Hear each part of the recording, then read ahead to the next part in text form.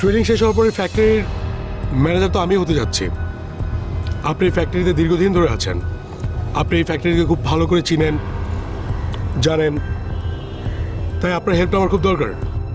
আমি থাকি কিনা তার কোনো ঠিক নেই, আর আমি আপনাকে হেল্প করতে যাব কেন? আপনি একদমই টেনশন করবেন না, আমি এই কোম্পানির ম্যানেজার হলে আপনাকে আমার অ্যাসিস্ট্যান্ট করে রাখবো। তোরা সব মিথ্যে বলেছিস, আমাকে সব কিছু গোপন করেছিস। ও তো সত্যি কথা বলছে। সত্যি নয় দাদি, ও ভুল বলেছে। ভুল? হ্যাঁ দাদি, কিন্তু রিপোর্টে ছিল কঠিন অসুখ করেছে, সেভাবে চিকিৎসা নেই। তার মানে মরে যাব আমি? মাকে খারাপ ভেবে মার থেকে দূরে দূরে থেকেছি, কিন্তু দেখো যখন বুঝতে পারলাম আল্লাহ তখন মাকে কঠিন রোগ দিল ভাবি। আশ্চর্য রিয়া, দাদির রিপোর্টে কি ছিল তুমি সেটা জানো, আর আমরা বাড়ির সবাই মিলে যে প্ল্যানিং করলাম তুমি সেটা কিছুই জানো না। কি প্ল্যান? ডাক্তার বলেছেন দাদিকে যদি আমরা বেশি দিন বাঁচাতে চাই তাহলে দাদির কাছ থেকে দাদির অসুখের কথা গোপন রাখতে হবে,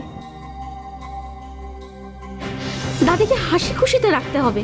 আর তুমি কি না দাদির অসুখের কথা বলে দাদির মনে কষ্ট দিচ্ছিলে? সরি, আমি জানতাম না এসব কথা। কেন? তোমার শাশুড়ি তোমাকে শিখিয়ে পড়িয়ে দাদির রুমে পাঠায়নি? না। চাচি, চাচি,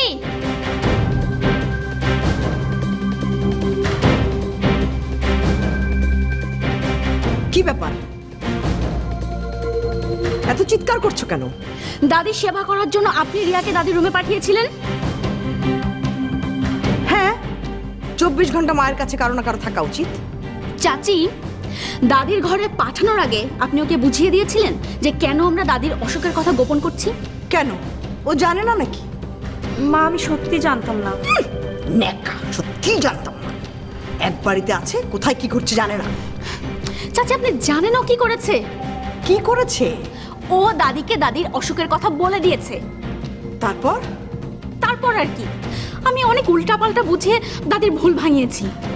চাচি, আপনার ভুলের জন্য আজ আমাদের একটা সর্বনাশ হতে যাচ্ছিল। আমার ভুল না ওর ভুল? অবশ্যই আপনার ভুল। আপনার উচিত ছিল রিয়াকে দাদির ঘরে পাঠানোর আগে ওকে ভালো করে বুঝিয়ে শুনিয়ে শিখিয়ে পড়িয়ে নেওয়া। তুমি আমার সাথে এভাবে কথা বলতে পারো না। ভুল করলে তো কথা শুনতে হবেই চাচি।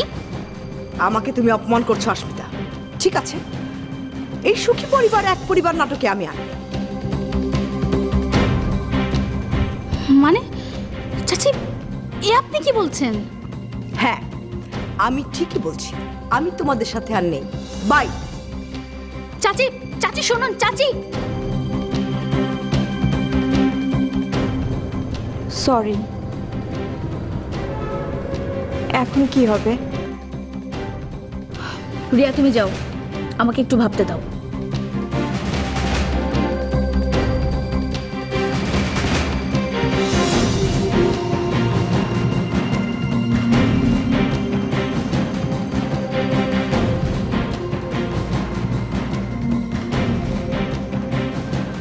মেয়েটা এখনো এলো না।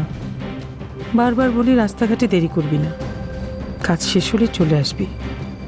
তা না, কোথাও গেলে আর আসার নাম করে না।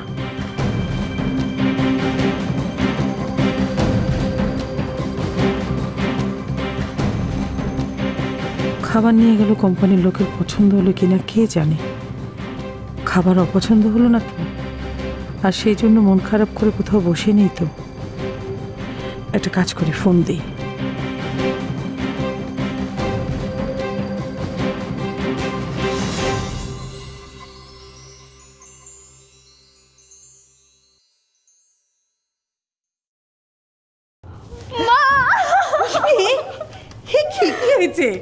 হ্যাঁ, তো খুশি কেন? মা জানো, একটা অনেক অনেক অনেক খুশির খবর আছে। কি খুশির খবর? আমাদের আবার খুশির খবর? এসব বলিস না পুষ্পি। মা সত্যি বলছি, সত্যি অনেক বড় খুশির খবর। সত্যি? কি বলতো? আমাদের রান্না করা খাবার ম্যানেজার সাহেব অনেক পছন্দ করেছে। পছন্দ করেছে? তাহলে আমাদের অর্ডার দেবে তো? কি বলো মা, খাবার পছন্দ করলে অর্ডার দেবে না কেন?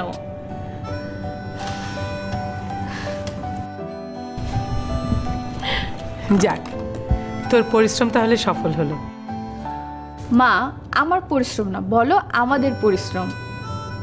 আর মা, তাছাড়া এগুলো রান্না কি আমি করতে পারতাম? তুমি ছাড়া তো আমি কিছুই করতে পারতাম না। সব রেসিপি তোমার। বলা যায় তোমার পরিশ্রম সফল হলো। আচ্ছা, হয়েছে। টাকা কত দেবে বললো? পার হেড ভালোই টাকা দিবে। আমি তো আশাই করিনি, ভেবেছিলাম কম হবে, কিন্তু অনেক বেশি পাচ্ছি। হয়তো এটাই মার্কেটের রেট। কেউ তো আর ইচ্ছে করে আমাদের এত টাকা দেবে না, বল? কারই বা কি স্বার্থ আছে? হ্যাঁ মা, তুমি ঠিকই বলেছ। আমাদের তো বিজনেস করা অভ্যাসই নেই। আগে তো বাবা সব বাজার করে দিত, আর আমরা তো শুধু রান্না করে খেতাম। জানতামই না কোন জিনিসের কত দাম। হ্যাঁ, মানুষটা চলে গিয়ে আমাদেরকে ম্যাচিউর করে গেছে। মা, তুমি মন খারাপ করো না, বাবা উপর থেকে সব দেখছে। সে নিশ্চয়ই খুব খুশি আমরা নিজের পায়ে দাঁড়াতে যাচ্ছি, আমাদের কারো কাছে হাত পাততে হবে না। আচ্ছা, ঠিক আছে, এক কাজ কর, হিসাব করে দেখ তো সব খরচ বাদ দিয়ে লাভটা কিরকম থাকবে। মা, তুমি এক কাজ করো, তুমি বরঞ্চ আমাকে খেতে দাও, আমি খেয়ে সব হিসাব করে দেখছি। আচ্ছা ঠিক আছে, তুই বস, আমি আসছি।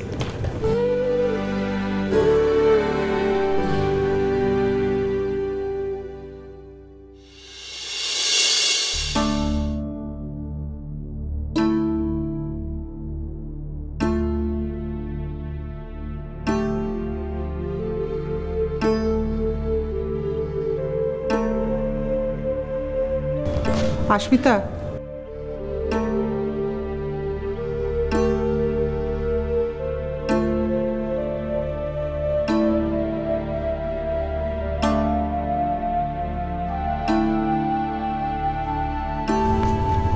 আস্মিতা,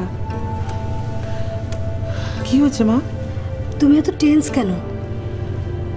ছোট মা, একটা বড় সমস্যা হয়ে গেছে। বড় সমস্যা? কিসের সমস্যা? হ্যাঁ মা, বাবার কথা মতো আমরা সবাই ঠিক করেছিলাম যে দাদিকে খুশি রাখার জন্য হলেও এই ভাঙা পরিবারটা যাতে এক হয়ে গেছে, সবাই এমন অভিনয় করব। হ্যাঁ, অভিনয় তো আমরা করছি, আর আম্মা বিশ্বাস করতেও শুরু করেছেন। তো সেখানে সমস্যাটা কিসের? মা, আমাদের এই প্ল্যানিংয়ে রিনা চাচি আর নেই। মানে? দাদিকে খুশি করার জন্য রিনা চাচি আর অভিনয় করতে পারবে না বলে দিয়েছেন। এই রিনা ভাবে কি না আমাদের বিশ্বাস করাটাই ভুল হয়েছিল। তেমন কি ঘটলো যে রিনা আর অভিনয় করতে চাইছে না? এর জন্য আমি দায়ী মা। তুমি দায়ী? কেন, তুমি কি করেছো?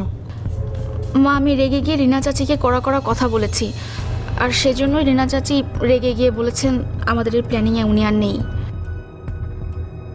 হঠাৎ কি এমন করলো রিনা ভাবি যে তুমি ওনাকে কড়া কড়া কথা শোনালে? ছোট মা, রিনা চাচির ভুলে সর্বনাশ হতে যাচ্ছিল।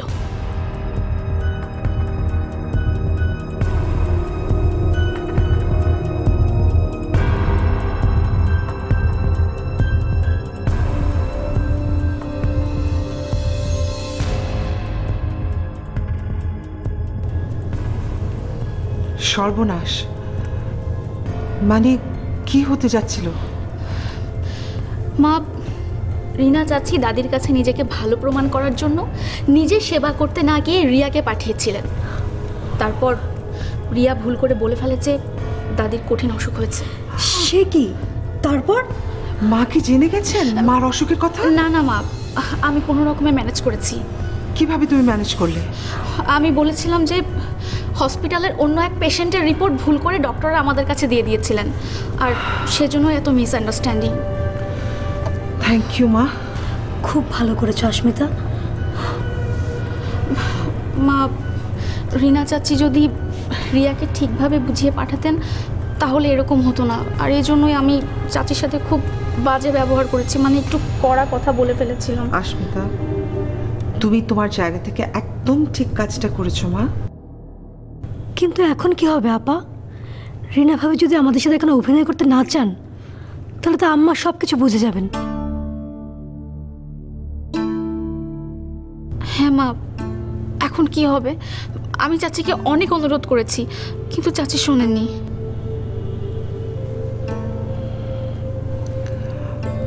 মার মঙ্গলের জন্য আমি রিনাকে রাজি করাবো।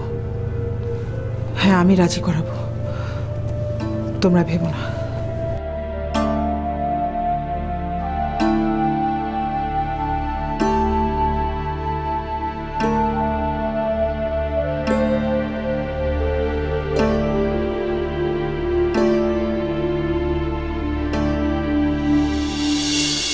তোমাদের এই সুখী পরিবার এক পরিবার অভিনয়ের খেলায় আমি আর নেই।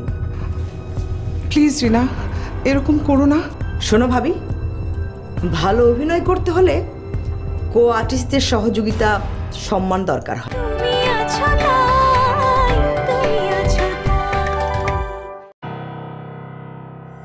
যত দোষ নন্দ ঘোষ, কিছু হলেই রিনার দোষ। কি ভেবেছে আস্মিতা সুযোগ পেলেই আমাকে অপমান করবে?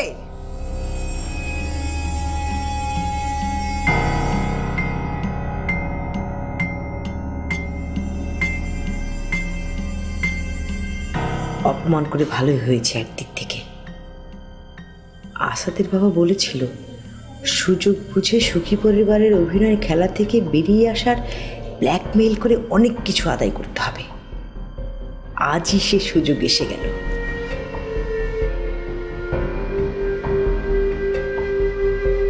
আস্মিতা আমাকে অপমান করেছে, আমি অভিনয় করব না, তাই আমাকে কেউ ডাইরেক্ট দোষও দিতে পারবে না। এই জন্য লোকে বলে আল্লাহ যা করেন ভালোর জন্যই করেন।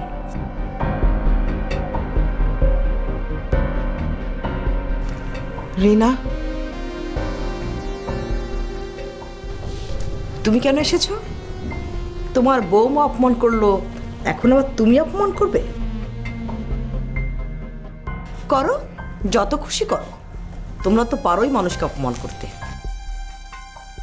না না রিনা, আমি তো তোমাকে অপমান করতে আসিনি, আমি এসেছি ক্ষমা চাইতে। কেন? আমি জানি আস্মিতা তোমাকে অনেক কড়া কড়া কথা বলেছে, তুমি প্লিজ কিছু মনে করো না। আসলে আমি ওর হয়ে তোমার কাছে ক্ষমা চাইছি। ও মার অসুস্থতা নিয়ে এত টেনশনে আছে না, কাকে কি বলছে ও কিছুই বুঝতে পারছে না। আজকে না হয় টেনশনে আছে, কিন্তু অন্যদিন ও তো সুযোগ পেলেই আমাকে অপমান করে। কিন্তু ও নিজেও তো খুব অনুতপ্ত। অনুতপ্ত না ছাই।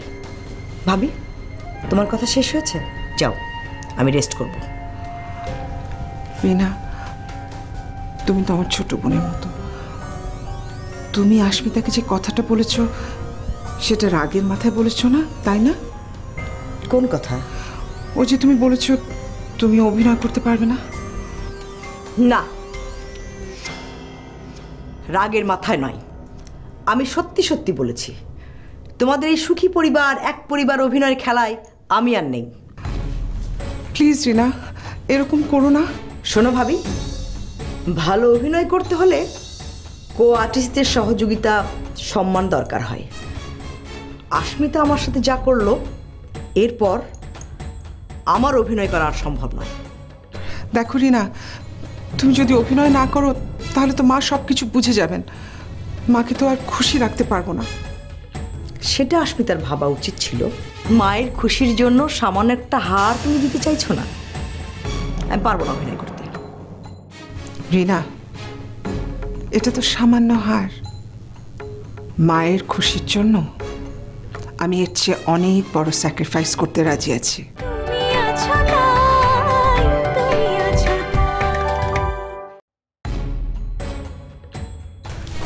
কিন্তু রিনা, আমি তো ওর হয়ে তোমার কাছে ক্ষমা চাইছি। তুমি আর কি চাও? অভিনয়টা তোমাকে চালিয়ে যেতে হবে রিনা, প্লিজ।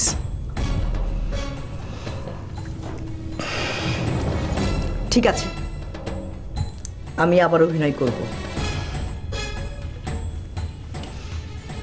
তবে আমার একটা শর্ত আছে।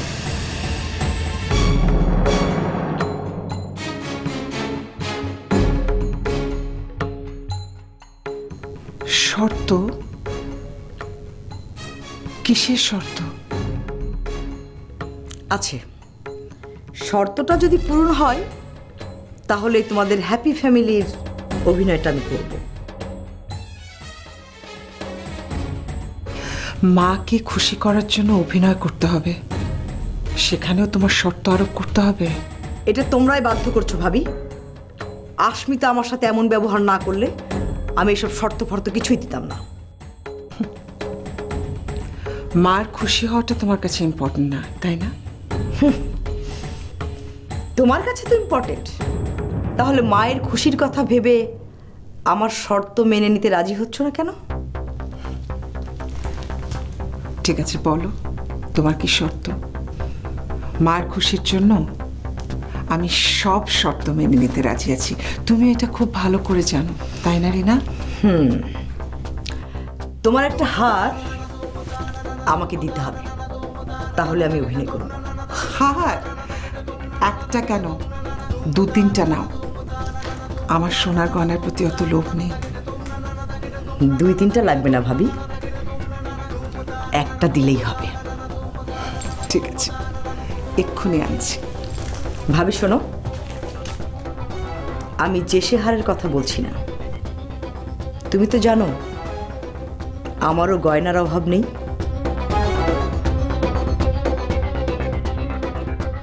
তুমি তুমি কোন হারটা চাও? তুমি যেদিন এই বাড়িতে বউ হয়ে এসেছিলে, মা একটা হার দিয়ে তোমাকে আশীর্বাদ করেছিলেন, মনে আছে সে কথা? সেটা আমার জীবনের একটা সেরা মুহূর্ত, কি করে ভুলি বলো? ওই হারটা আমি তোমার গয়নার বাক্সে দেখেছিলাম, আমার খুব পছন্দ হয়েছিল। আমার গয়নার সাথে চেঞ্জ করতে চেয়েছিলাম, তুমি রাজি হওনি। রিনা, আমি কিভাবে রাজি হব বলো? ওটা তো সামান্য হার না, মায়ের আশীর্বাদ। সেটা আমি কারোর সাথে কিভাবে শেয়ার করব? তুমি বলো। ওই হারটাই আমার চাই ভাবি।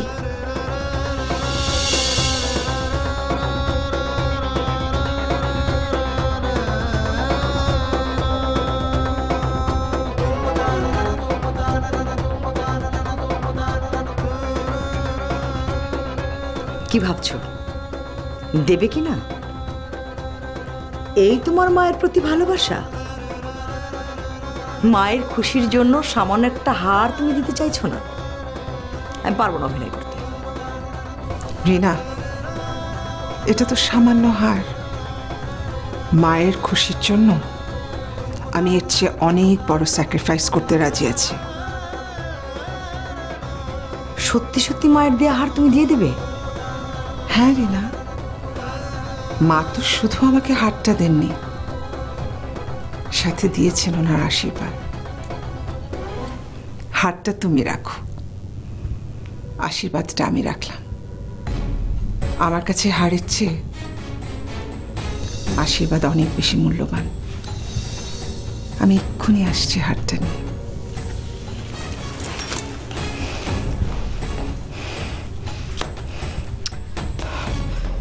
এই মহিলাকে কিছুতেই হারাতে পারছি না। এক্সকিউজ মি, আরই পেতে কেন শুনবো? একই সাথে একই রুমে থাকি, কথা তো কানে চলেই আসে। আচ্ছা, আর তুমি তোমার বাবাকে বলেছিলে যে কেউ বুঝতে পারবে না। কি বুঝতে পারবে না? কে বুঝতে পারবে না? সব কথার উত্তর দিতে আমি বাধ্য নই ইমরান, আর আমার কোনো ধরনের পার্সোনাল ব্যাপারে তুমি একদম নাক গলাবে না।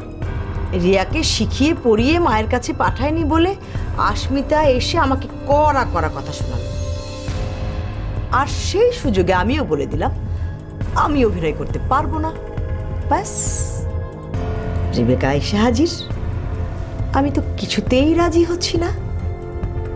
আর তুমি তখন ব্ল্যাকমেইল করতে শুরু করলে, তাই না? আচ্ছা, ছেলে দুইটা কেমন বলতো? ভালোই। একটা ছেলে আছে বেশ স্ট্রেট ফরওয়ার্ড, কিন্তু আরেকটা ছেলে কেমন জানি একটু একটু অন্যরকম। কেমন একটা মানে? কেমন জানি অদ্ভুতভাবে আমার দিকে তাকায়।